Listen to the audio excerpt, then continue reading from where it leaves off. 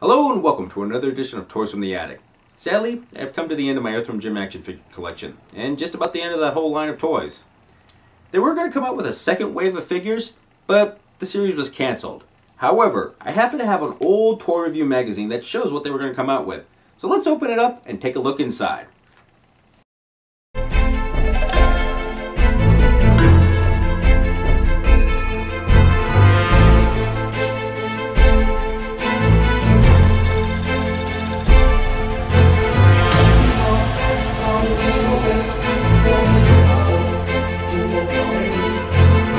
The first photo is of a woman showing off the latest Earthworm Jim action figure line. You can clearly see that in her hands she is holding a toy replica of Earthworm Jim's blaster. Ah, man!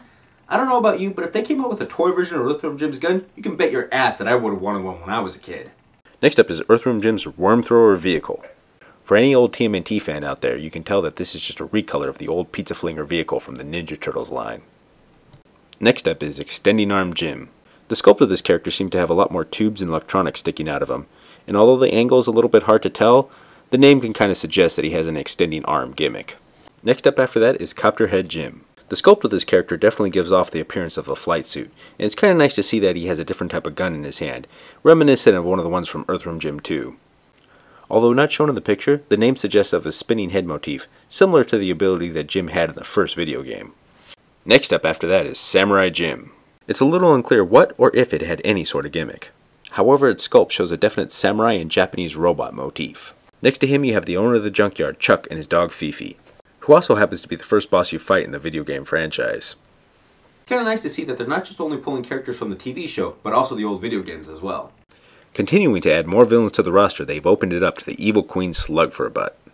The sculpt and detailing of this figure seems very intricate, however the articulation seems to be a bit lacking, and the size is a little underwhelming. Now I can forgive this character for being grossly undersized. I mean, after all, they're trying to sell 6-inch action figures. After that, we have the Hamster Nater, one of Jim's many allies from the animated show. The sculpt of this character shows him to be a lot more fierce and leaner than he's portrayed in the show, and it's hard to tell if he has a gimmick or not outside of the pig gun that he's holding in his hands. Next to him, we have Professor Monkey for a head. First introduced in the video game, he became a regular recurring villain in the series. The sculpt of the monkey's body isn't too bad, and the professor's body, although being a little bit more ripped, is passable. The face seems to be a little bit too sinister and realistic, lacking the stylized charm of both the video game and the cartoon. And last, but certainly not least, we have Evil Jim. Ah! Are you kidding me? Evil Jim? They were going to come out with an Evil Jim? Possibly one of the coolest characters in the entire cartoon series? Was going to be an action figure. And no, this wasn't going to be a repaint of normal Earthworm Jim or anything. This was going to be a completely new sculpt. I mean, just look at this thing. Evil sneer, crooked teeth, completely different pose. His hands were even pointy and he had talons, just like in the show. And look at his gun. I mean, it wasn't no ordinary green repaint of one of the other ones. It was a solid gold thing. If you've seen any of my other toy review videos, then you know exactly how big a fan I am of the Evil Twin scenario.